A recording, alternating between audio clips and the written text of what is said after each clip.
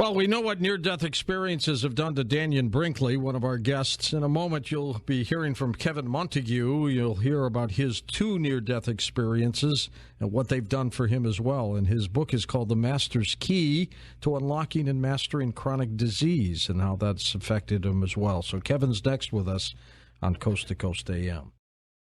And welcome back to Coast.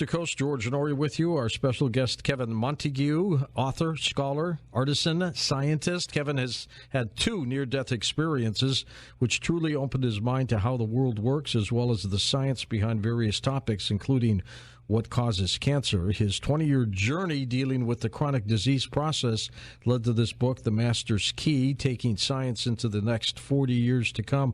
Kevin, welcome to the program. It's going to be good chatting with you on this. Hello, George. How you doing? I'm doing fine, and I hope you are too after two near-death experiences. My gosh. Oh, those were the easy part of living life. Well, what happened? Can you tell us? Well, the first experience happened when I was 25 years old. I came home one night and lied down on my bed, and suddenly I had this really bad pain in my left side, and it got worse and worse. Now, I was living with a roommate in that time period to help cover the costs. I wasn't rich. You know, scholars aren't really very rich people. Right, exactly. Yeah, but we love knowledge and we love truth, and we do everything we can to search it out. And so I finally couldn't get out of bed, so I picked up the phone next to me, and I called my roommate, and I told him I was in trouble. And he was at a party that night, and he said, "I'll be there right away." And so he came and got me down to the car. He took me to my mother's location. She's passed away since that time, but you know, moms always know best, you know. That's right. So he took me there first, and she said, "We got to put him in the hospital." So they all drove me over to Hollywood Presbyterian Hospital and put me in a room within all my pain. And these doctors came in. A few of them were ones that my mother knew at the time that she trusted. And they said, "Well, you know, what we're going to have to do is we don't know if it's your kidneys or it's your GI tract or something else. So we're going to have to go in and look."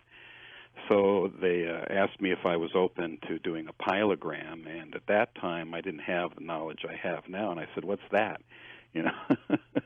And so they told me. And I said, "Oh, that's fine. You know, I don't mind that." So the next day, they prepared me for the exam. You had to go the whole night in withering pain, huh? Yeah. Well, no, they tried to give me stuff to ease the pain. It sort of took the edge. You know, the drugs sort of took the edge off of it. But, you know, it was only like a 50% decrease. So, yeah, I had to live through the night in the pain. And finally they came and got me in the morning.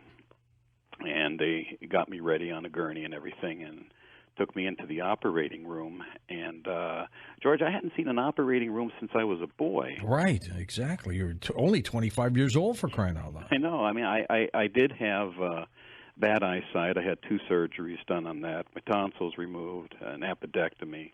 So I did have some understanding of what an operating room was, but then it passed, you know, and I'd forgotten about it, you know. Now here I am going in again at age 25, and as they got me ready, one of the things I remember was they put this 3-inch needle into my hand, and ouch. That hurts. That really hurt. And given I was raised kind of Catholic Christian, and I was raised on understanding the Bible and all of that, I thought, gee, I wonder if that's how the nails felt going into Christ. I said to myself, yeah, that's true. That hurts. So they finished hooking me up to whatever it was they were hooking me up to. But right about then, I kind of said a prayer, a silent prayer, to our Lord in heaven. And I said, Jesus, I realize I'm not where I'm really supposed to be in my life. And I know something's gone terribly wrong. And because I knew from a boy I was an abused child. My mother beat me more often than I should have ever gotten beaten. But she didn't know I was a prodigy. They didn't have really any support for that back in the 1960s. It's different today. It is dramatically different. Dramatically different when you find kids like that. I was really more of an autistic child that grew up into a savant with the knowledge that I possess at this time in my life. So I was thinking of that and how I was withdrawn in my life and wasn't doing where I really wanted to be. And so I asked him, I said, can I see you when they put me under, and can I talk to you? Will you honor my request? And I left it at that. You know, it was my simple prayer. So the nurses and the doctors came in, and they transferred me over to the operating table. And I was lying there looking at the big lights, you know, they have over an operating. Right into your face. Right into my face, you know. And I go, oh, God, that's bright. And right above my head is this young guy. I can see his face, or he's upside down, you know, because he's standing over me. Yeah. Yeah, and he looks at me and he says, we're going to inject you with sodium pentothal. And I said, yeah, I think I know what that is. That's the truth serum, isn't it? Yeah, well, many people think it's truth serum, yeah. You know, that's how I think of it. It gets rid of all your inhibitions, you know, so you'll say anything. But he said, we're going to bring you about, you know, he takes his fingers like an inch apart from each other, and so we're going to bring you that this close to death with sodium pentothal. Jeez. He said, that's what sodium pentothal does. And I said, well, okay, you know, I wasn't scared or anything. You know, I knew they were there. And I said my humble prayer. So he looks at me and he says, okay, I want you to count back from 100. And he says, I'll bet you won't make it till 90. So he said, okay. I started counting 199, 98, and kept going. And finally, when I finally reached, I think, 94 or 93, all of a sudden, the big lights over the operating room, George, just literally exploded into light all around me. I wasn't asleep, but I'd been transported into this place. There was nothing but light everywhere I looked. Was it like an out-of-body experience? Oh, I was totally out of my body. Yeah. I wasn't in my body anymore. Our bodies are nothing but machines. We interface with as spiritual beings. Exactly. Light. That's what I discovered when I was in the light. And I was kind of re-educated to the whole thing of what we know before we're born kind of thing. Is the best way I can explain my experience.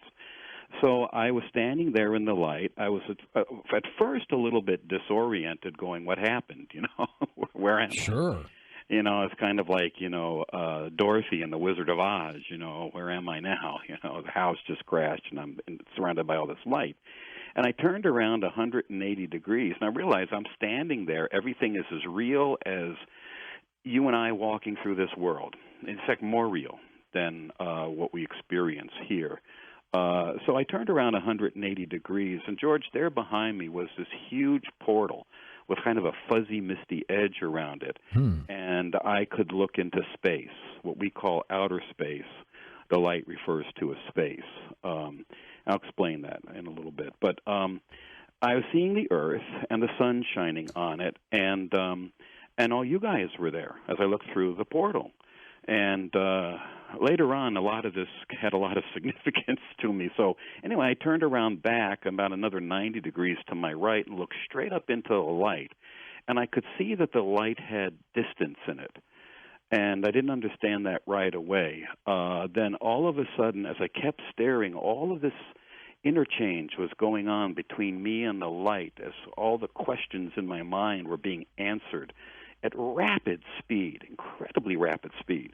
And all of a sudden I looked into the light, and there was one verse from the Bible I remembered from the earth, and it was the one where Jesus said, when you do this to the least of my brethren, you do this to me. And George, all of a sudden I stood there and I went, oh, I should have seen it before when I was a boy. He is the whole thing. Even though he takes the persona form he does when he appears on the earth, the light is what Christians call the Holy Spirit of God, or the entire Spirit of God. But they don't understand what they're talking about, and they can't see the key verses in the Bible that tell them. I can see them now, having been there. And I just was going, oh, I get it. And George, all of a sudden, every single thing I had asked in life just came together in one big whoosh. And I was at peace. I went, I get it. I understand what this whole thing is about. Now, just as that happened, I brought my head down, and right in front of me, this circular opening appears in the light, made of kind of bluish silvery white light, actually a little bit darker. and it parts from the middle out. Best way I can explain it is like a drape. I don't know why it did that, but it did. And the one who steps out of it, who's all made of bluish, silvery white light, is the one that we call Jesus in this world. Geez, what an epiphany you got. No kidding. And by the way, when all of this is happening, the light is pouring knowledge into you. You know everything that's happening without any doubts, any questions as to what you're experiencing. And are you dead at this time, at least for minutes or seconds? No. Well, not that I was aware of, but I think they lost me temporarily on the table because something happened when I came under the galaxy. Well, I think they lost you, and that's what separated your soul from your body. Correct. I think they pretty much. I didn't ask directly, but one gal said to me when I came back, she said, "Mr. Montague is so glad to have you with us." Wow. And I thought to myself, well, what did they do, lose me? And I thought, oh, God, they did. You know. So he maybe gave you too much of the sodium? Well, I don't know. But it didn't matter to me because I was out of the whole thing. I was separate from my body. Whatever they were doing to my body, I couldn't feel a thing. And probably could care less. And I could care less. Yeah. Seriously. The other thing is this euphoria that you feel is like better than any drug you could take on planet Earth. But you have total clarity of mind, incredible clarity of mind, and you feel great. It's almost like this is the way we're supposed to feel all the time while walking on this planet, and we've cut ourselves off from it. That was one of the other things that came into my mind as I was feeling this peace and euphoria. And like I said, the opening happened, and then who stepped out of the light, made a bluish, silvery white light, was Jesus. But he was in this form, so he could be offsetted by the light all around us, so I could see him and understand him. And while he walked towards me, George, entire planets were blasting out of his torso and going into the universe, and there was like smoke, fire, lightning. I mean, the sound was deafening. And then old planets were coming into the light and going back into his torso. And I said, yes, sir, I get it. You are the whole thing. That's what you were trying to tell us when you were on the earth. So when we hurt each other, you feel it. Because you are everything, the bodies that we're in, everything around us. He is the entire creation. So he gave me a smile, you know, but it was hard to make out the smile because his light, his face was this blazing ball of light. Yeah. And it was bright. I couldn't believe this was possible. It was brighter than the light we were in. Well, did you sense it was him or you knew it was him? I knew. You did? Okay. Without any doubt who I was in the presence of, and he knew that I knew. So he stands there with his arms folded, you know, down to where the waist is, folded in front of him, very casual, and the light's blazing off of his face, and he's scanning me, and I can feel like going up and down my being. You know, at this point I have no physical body, I just have the spiritual body that takes the form of my physical body, and he's scanning me, and he stops right in the middle of my heart. He goes down to my feet, goes back up, and the light rays hit my heart. And all the pain and heartache that was in my heart, the light went right into my chest, grabbed the pain, and kept right on going. And all of a sudden took it with it. Yeah, it just took it all away. And I just felt, oh, that felt so good. You know? At what point did they send you back? What finally happened was he. It's funny that you say they, because eventually all these other masters came out of the light to consult with him and to talk with him, because every one of us that are here, we're helping them to learn on the other side. So the ones that are these other masters that are learning, they're under his lordship. And if they fail to do something with a particular soul, they have to answer directly to him. And he never is angry. Doesn't get angry or mad, but he gently corrects them and says, okay, here's what you did wrong, blah, blah, blah. And what happened is during one part of the interaction was all the light started to get a little bit darker, and that's when all these ascended masters, the best way to call them, came out of the light, and they were talking with him. And they had their little powwow. Meanwhile, they wouldn't let me hear what they were talking about because it's all telepathically done. You don't talk with your mouth. It's far faster and far greater in clarity, even when you're transmitting images to each other, to just use your mind-to-mind. But it's more than mind-to-mind. It's like mind inside of mind. It's empathic. It's not just intellect. It's also emotion. And while they were having their powwows, what I call it, I was talking with the light because I had nothing to do, So I'm looking at the light, and the light is showing me two worlds like this world that I had lived on prior to this life, which were more advanced technologically. Other physical planets? Yes, other physical planets. Okay. The light remembers everything. So anything that you've experienced, it stores all that information. It never loses anything. So it was showing me here were other worlds that you lived on prior to coming here. This is how advanced you were on those worlds. This is why we needed you here on the earth, so forth. That's what the Master's Key is going to reveal when everybody reads it. And so while I'm having this little chat with the light, all of a sudden Jesus breaks out of his powwow with the other masters. He turns to me with this big smile on his face, and he waves his right arm towards me, and he says, "Come on home." That's the way he said it. Come on home. In other words, you don't have to go back and go for any more of that. And I said, okay. I didn't quarrel with him. And then in home meaning the physical? To heaven. To heaven. Oh, he was going to take you. Yeah. Whoa. He was ready to take me,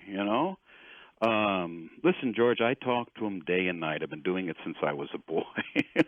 So, he hears it all from me. And I pray for everyone, too. And he hears all of our prayers, and I pray for all of you guys, even specific people. And again, this is the first near-death experience. This is just the first near-death experience. So he walks up to me, and he puts his right arm around my shoulder, which felt good, and he's walking quietly with me, and a new opening opens up in the light leading into heaven, which looked gorgeous. And right when he's walking with me, all of a sudden something caught my attention. I turned up, looking over my right side, straight up into the light. And all of a sudden the light is showing me the lives of my brother, my mother, and my father. And it's showing me that they're teeter-tottering between heaven and hell. And it's also making it perfectly clear that hell is real, and so is Hades, what we call the Greek term for Hades. Mm-hmm. And I looked up into it, and I was very hurt and concerned. Suddenly, Jesus stops. He gets in front of me with he's like a foot away from me, and his head is this blazing ball of light. George, I could hardly keep my spiritual eyes open looking at him. I believe it, yeah. I was going, oh, man, turn the light down, And he looks at me very seriously, and he says, what's troubling you? And I said, Lord, it's my noblemen. That's what I call them, my noblemen. My brother was Patrick, my mother was Patricia, my father was Patrick, and those names mean noble or noble man. Mm-hmm. And I'm a king to our Lord. I'm one of his lords and kings, and they were put together so I could appear on the earth and have the support I needed to do what I was sent here to do. So he looks at me and he says, what troubles you? And I told him. And he says, well, then you need to go back to be sure they're going to be all right. And I thought, aha. Okay. And I thought, I should have kept my mouth shut. You really would have stayed. I would have stayed. Yeah, absolutely. Wow. I got to tell you right now, I can hardly wait to leave. Everybody is so interested in clinging on to their lives here, and I go, oh, no, this is crap next to what's waiting for all of us when we get to his realm. Well, once you get back, I'm very curious if they diagnose what the pain was also. Okay, I'll get to that in just a sec. So he says... Hold on for a second. We're already at the break, Kevin. We'll come back and talk about this near-death experience. Then we got to talk about the second one, and then we'll talk about how it has had this profound effect on you. And welcome back to Coast. George Noory with you with Kevin Montague. His book is called The Master's Key to Unlocking and Mastering Chronic Disease. His website is linked up at coasttocoastam.com. So, Kevin, this entity, Jesus, basically says, go